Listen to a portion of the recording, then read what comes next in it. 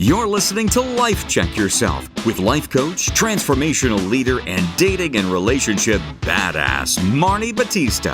Every week, you'll get the raw truth from top experts and real people on the important life and love issues you want to know about. So, if you're ready to life check yourself in your relationships, your career, and the areas of your life that matter most to you, and you're not afraid to be called out on your, stuff, then you're ready for what's next. Life Check Yourself with Whitney Goodman. Why being happy is blocking you from being real. Ladies, welcome. I'm super excited today to have Whitney Goodman at Life Check Yourself. She is an LMFT. She is the radically honest psychotherapist behind the hugely popular Instagram account, Sit With It. She's the author and she's the owner of the Collaborative Counseling Center, and which is a virtual therapy practice based in Florida. And she's got a debut book that is coming out, or is it out, Whitney? It's February. It is out, yes. Woohoo! Congrats. It's called Toxic Positivity, Keeping It Real in a World Obsessed with Being Happy, which will show you how to shift the goal from being happy to being authentic in order to live fully, which we're going to talk about today. She had her undergrad degree at Tulane. I went there. We can talk about that.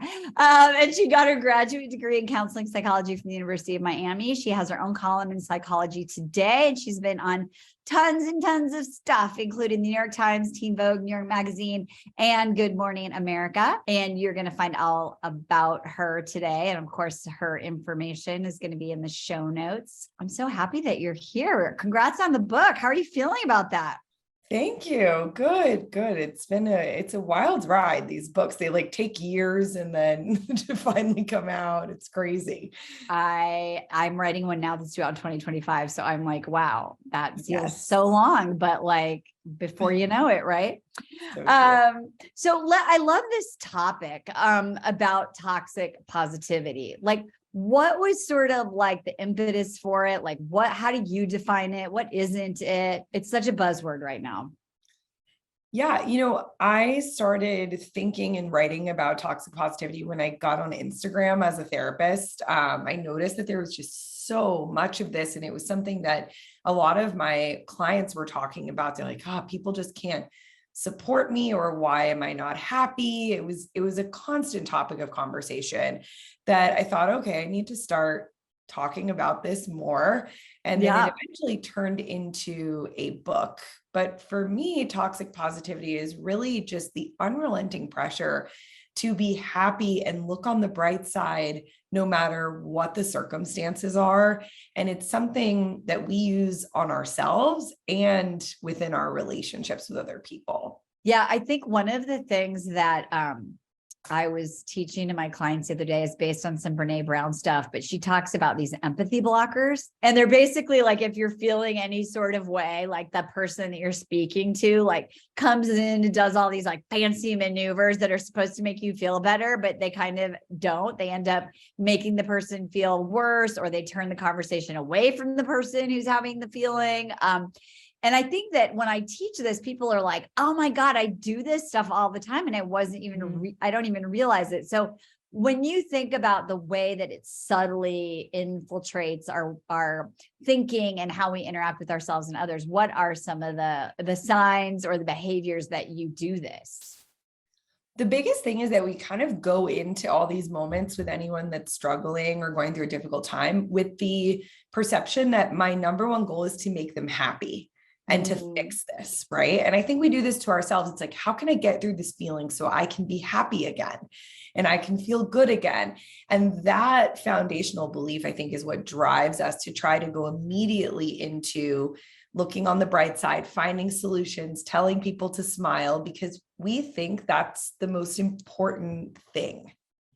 Well, yeah. And I think when I reflect on that, it's because I'm uncomfortable with like whoever your is, right? Your feelings. And I think for me, like when I do this the most is with my adult kids, right? When they're like, oh, blah, blah, blah, and I'm like, oh, it's okay. Blah, blah, blah, don't worry. Blah, blah, blah. And I'm like, oh, because it hurts me so much when they're in their pain. And so that's when I really like, I can observe myself feeling physically uncomfortable, that they are sad or in pain. And so I think it's a really challenging place to be. So like, how do you start to walk the line of authenticity, but also not end up in a puddle on the floor, right? Because I'm sure people are like, what do you mean, Whitney?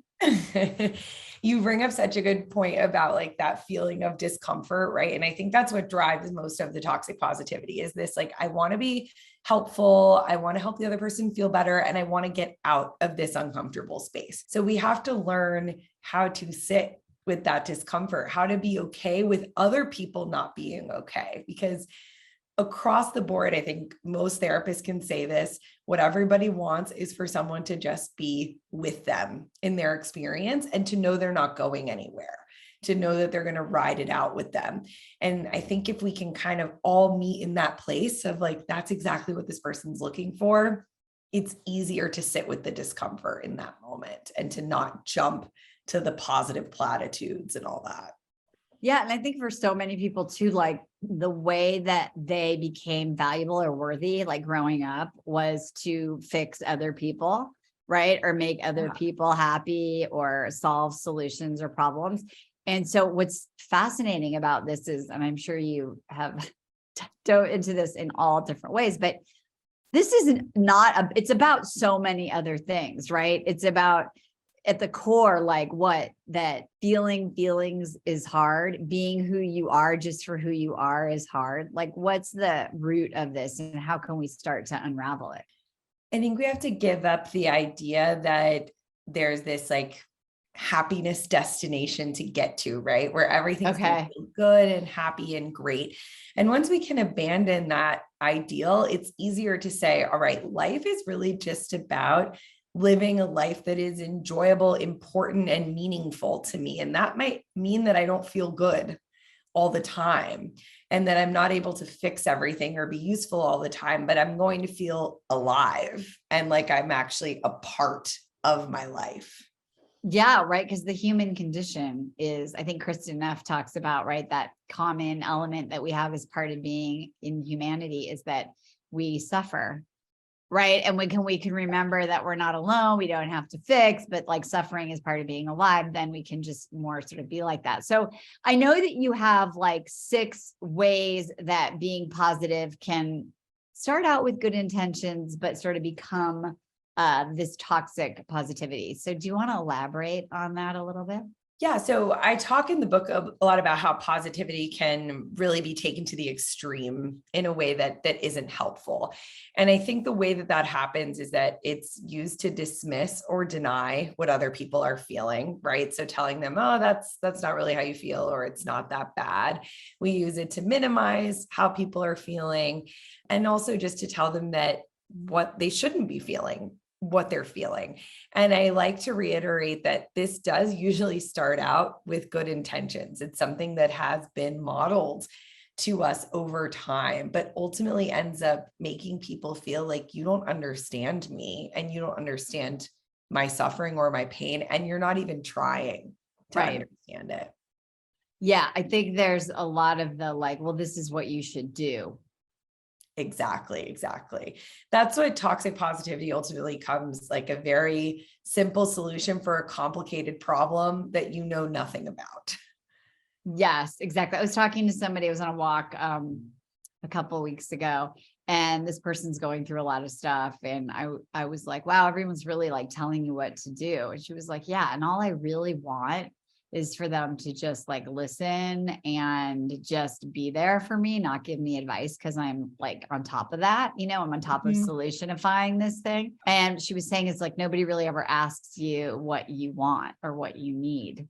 And I thought that was really an interesting real life example of people really loving you and caring about you, but not being able to be with you and meet you sort of where you are. So are there like toxic phrases that people use that we want to start to be conscious of and kind of put in the back seat?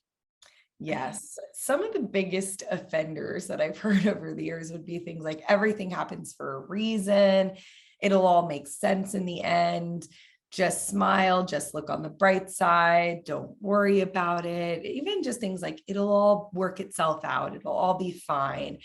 And we have to remember that these statements on their own are not toxic or bad. It's all about the timing and the topic where they're being used. And if you're giving someone one of these very simple platitudes and you feel like that's going to fix their grief, their infertility, what depression, it's probably going to become toxic positivity. You're like, shut up. You're not helping me. So in those situations, what are phrases that we could say? Like, how would you say, or what would you model to someone on what it does mean to just be with someone or meet them where they are or allow them to have their feelings? I think the example that you brought up is a perfect one of like, if your friend is going through something, you need to have an understanding of what they're going through and how they're feeling before you offer any type of suggestions. And you need to know what they're looking for. So the first thing I would do is try to validate, like, oh, that sounds really hard. That sucks. That's difficult. I would be upset too. And then going into this, like, well, what do you need right now? Like, do you want me to just sit with you, listen to you? And sometimes when people are going through something really challenging, it's hard for them to tell you what they need. Right. And so you can be sensitive to that and also come from a place of like, here are 3 things I can offer you. You know, I can come and sit with you. I can drop off food and try to show the person that you're willing to meet their unique needs and that you're trying to understand them. Yeah, I was interviewing a rabbi once who wrote this book, Rabbi Steve Leder, and he said that the worst thing you can say to someone who is suffering or in a challenge is, let me know if you need anything. Yes, I hate that one. Right? Because you're putting it on them, like, to ask, and like, who's going to do that? Right? It's like a fake ass, like, I'm here for you, but it's putting the onus on them. So I think it's about really saying like, yeah, like, I'd love to drop some food off for you, or, you know what, like, I'll just come over and we'll like, watch Friends and laugh, like, Right. And let that person say, no, I'm good, but just making the offer instead of having someone work so hard at having to figure out what they need.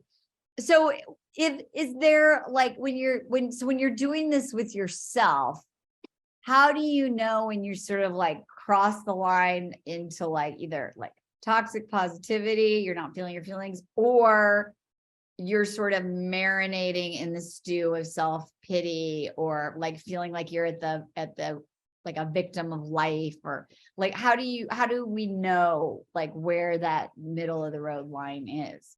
Mm-hmm. I have found like in my own work that the people who get stuck in those feelings and are like marinating, like you said, are typically the ones that have been dismissed and denied the most. And that's kind of why they're stuck there. And so I always feel like if we can start off first by validating what we're experiencing, trying to learn more about it, exploring it, and not dismissing it, you're going to rebound much more quickly than the person that tries to shut it down. So if you're using toxic positivity on yourself, it might sound like, I need to get over this. I should just be happy. I have so much to be grateful for. Other people don't struggle as much as me. Like, look at what I have in my life, and really trying to just tell yourself that because you've had some good, you're not allowed to feel the way that you're feeling. And I have seen so many people do that to themselves, and they stay stuck because of that positivity. Yeah, I think that there's this comparison despair, which is like, not that like, oh, everyone's better than me. More, I don't deserve to have feelings about whatever my struggle is, because we can look to someone typically who's doing so much worse than us. Yeah. So we kind of feel guilt or shame or deny. And then that process just leads us to like, I need to get over it. Right. Or just like, I can't deal with this right now. So is there any sort of strategy or self-talk that we can do in those moments, or some kind of awareness that we need to have to change that internal monologue that we have with ourselves? Yeah, I think the first thing is just telling yourself, like, the way that I feel matters to me. I care about myself. And because I care about myself, I care about how I feel. And if I want to improve anything, find a solution, I have to figure out what's going on. And that starts with first acknowledging there's a problem, labeling it as real, and then seeking understanding with myself. And I find that the more that people are able to retrain whatever voice it is in their head that says their thoughts and feelings don't matter, the easier it is to walk through that process. And people who feel like that probably heard that from someone in their life at some point. Right. Like big girls don't cry, put on your big girl panties, Exactly. right? Like there's no crying in baseball, right? Like all those things that we've heard. So I want to talk about this just for a minute in terms of a relationship, because I think this is just so interesting around having a feeling or a need and talking to your partner about it and having them sort of be like, I don't want you to feel this way.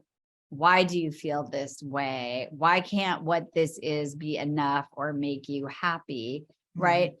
So when we're looking at addressing people who are feeding us, who are serving up toxic positivity, is there a way that we respond to it, or do we teach? How do we teach people to give us what we need? What's the way that we handle this in relation to people that we care about? If you're in a close relationship with someone that is offering you support, I think it is our responsibility to try to model for them what that looks like. And that I think is best done outside of moments when we are really struggling, so that you're not super overwhelmed or dysregulated. So really trying to have conversations like, let's say you have an incident with your partner where they don't support you well and you get into it.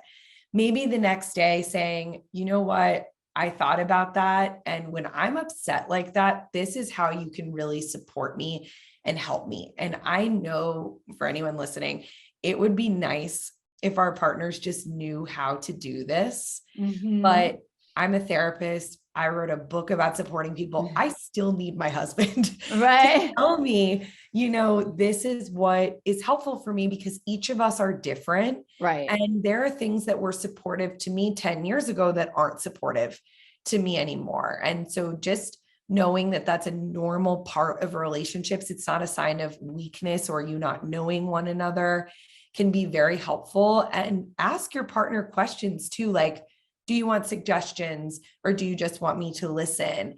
What would be most helpful for you right now? Do you want a hug? Like, it's okay to ask that as well. What are the, so this, I'm just gonna, because my one daughter is like, I'm like, do you want advice? Do you want me to just listen? How can I support you? And she always says, oh, I don't know. So what do I do? What do we do when someone, because it's fair, like she probably doesn't know, right? Yeah.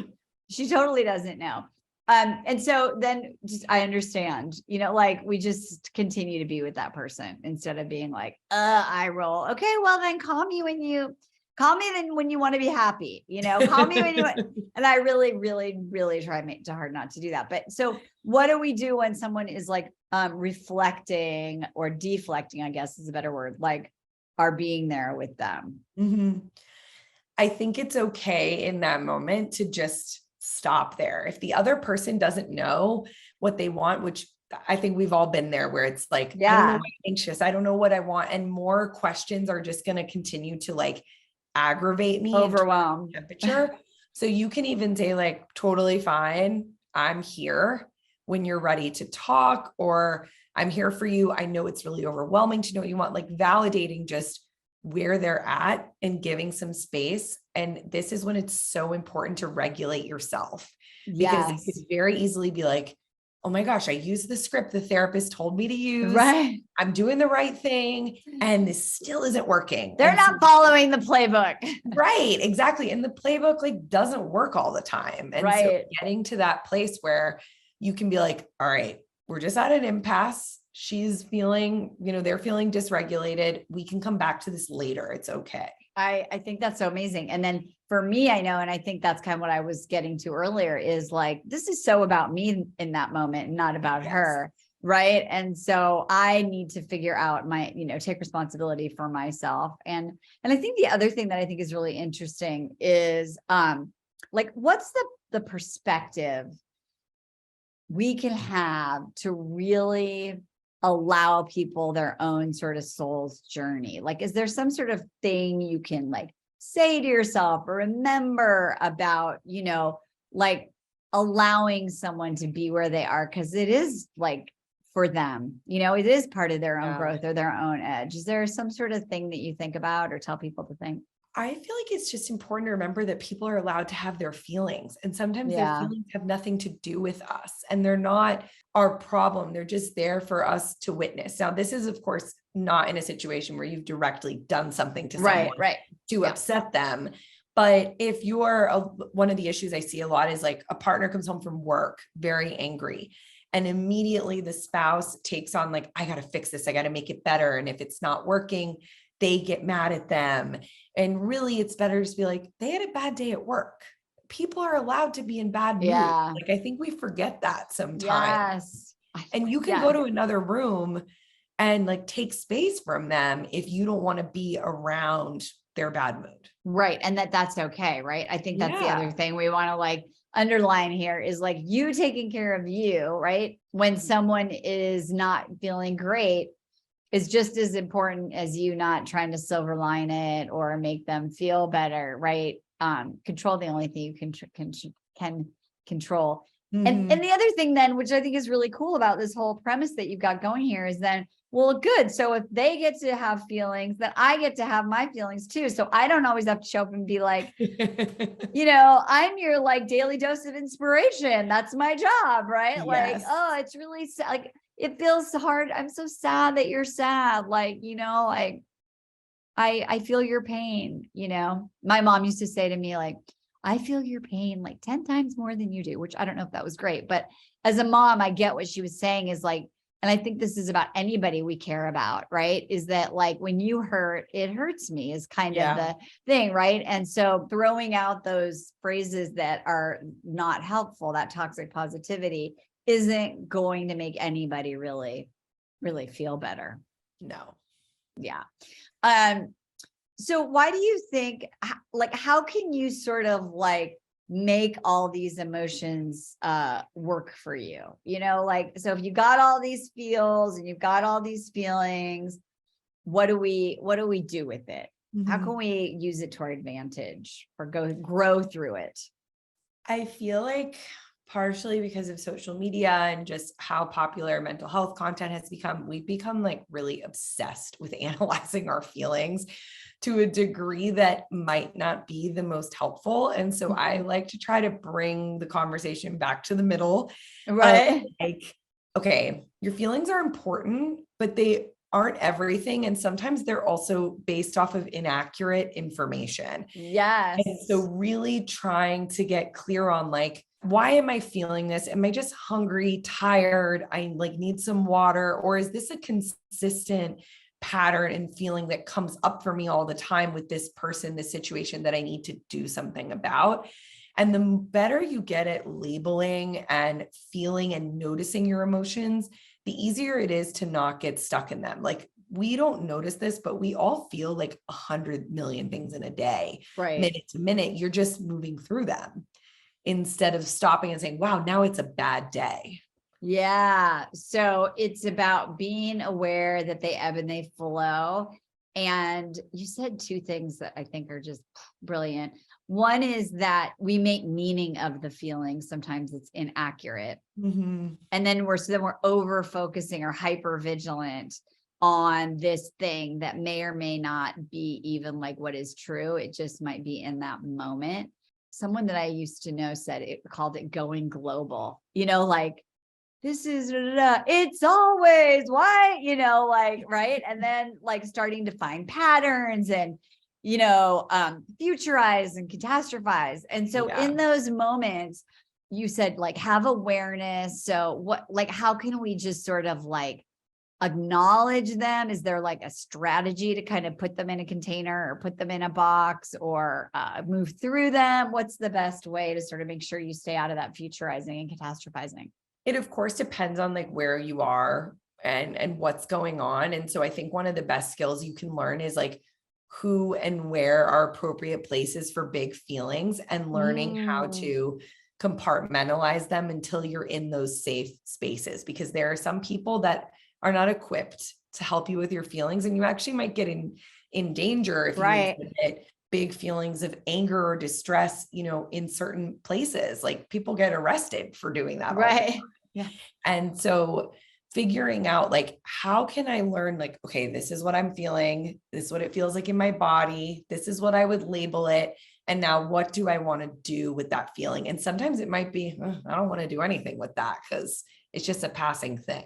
Okay. Option. That's an option. It's just a passing thing. That's amazing.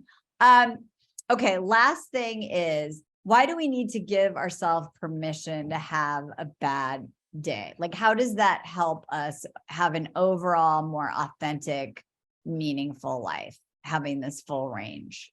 There's so much research on emotions and how if we try to suppress bad feelings, they're going to just come back stronger.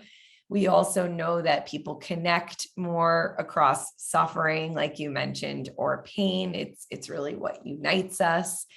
And we cannot live a full life without engaging with those darker moments. And so I think when we just accept, like, not only is this part of life, but it's actually the thing that makes life so meaningful and enjoyable in a lot of ways, it's easier to say like, okay, I'm going to have bad days. And sometimes those bad days have meaning and they mean something for my life. And sometimes it's just like bad luck and things didn't go my way that day.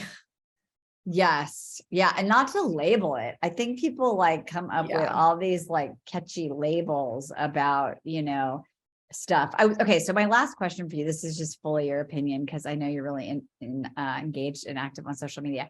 So I've been hearing all about this lucky girl syndrome. Oh gosh. Right. Yeah. And I think like lucky girl syndrome might be a lot of toxic positivity. And so I was just, because, I see it on TikTok. It's like in this manifestation conversation, but it's also just like, everything goes my way. Let me just say it and then it'll be it. And, like, I'm lucky. And I'm wondering if that falls in that bucket of toxic positivity. And what do you say to that? 100%. I just recorded a video on this for TikTok the other day, and it's the same stuff repackaged, right? It's The Secret, the law of attraction. It's all this. It's just been reformatted for this medium and this generation. And I really think like it's doing the same thing where there's a promise that if you just change your thoughts and think something, you will get everything that you want.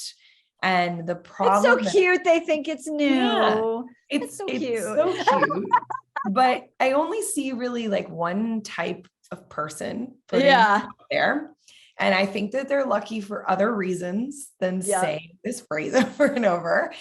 And you don't hear stories from people who haven't been lucky in life a lot of the time in those types of contexts, because they end up getting blamed for everything being their fault. To me, that's the biggest problem with this type of rhetoric, is it's like the just world bias that good things happen to good people, bad things happen to bad people. And that's just not true. No, it's definitely not true. I was thinking about that the other day because I saw something like that. And I was like, well, here's the thing. Like, yes, you want to like be aware of your thoughts and you want to put intention out of your dream and your desire rather than your fear, right? Or your frustration. But it takes like action and right. It takes action and it takes responsibility and it takes being able to be resilient when you're in a struggle. And I think what you're teaching in this book is that,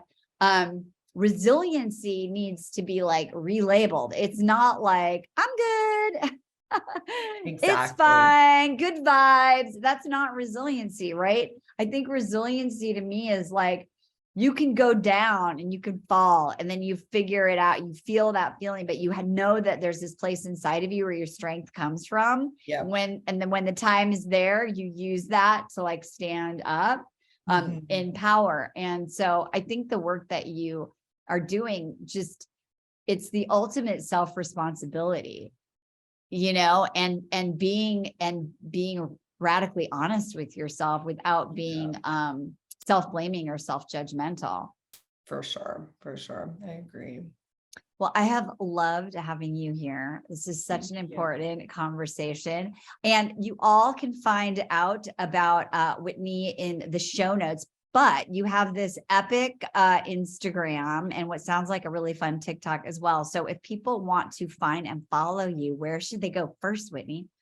Yeah, so you can find me at Sit with Whit on Instagram, TikTok, and there's links to all my other stuff through there, my book, Substack, email list, etc. And you want to make sure you get this book, Toxic Positivity, Keeping It Real in a World Obsessed with Being Happy. Give it to that person who says, it'll be fine. What an amazing body of work. And I'm so happy to have you on the show. Ladies, so many things to re-listen to. Share this with a friend. Make sure that you follow us on Instagram at Dating with Dignity, on TikTok at Dating with Dignity. Subscribe to our YouTube channel. And in all of that, have grace as you life check yourself. We'll see you next time. Bye-bye. Hey, thanks for tuning into today's show. So if being in an intimate relationship in which you feel 100% seen, heard, and accepted by a high caliber man is a priority for you right now, and you're interested in seeing if you're a fit for working with me and my team at Dating with Dignity, here's what I want you to do. Just head over to DWD VIP, that's D as in dating, W, D as in dating, VIP.com, and book a call to speak with my team. We'll get on the phone with you for about 60 minutes and you'll get crystal clear on what's stopping you from finding true love right now. We'll also take a look at what you want to create, what you want your whole life to look like when you're able to finally be fully expressed as a woman in a healthy relationship with an incredible guy. And if we can help you get from where you are right now to where you want to be, we will show you the fastest path possible that makes sense for you to do that. We help smart, successful women all over the world solve this one missing piece in their life so they can finally have it all. So to see if we can help you do the same thing, head over to DWDVIP.com. I'm Marni Battista, and let's talk soon.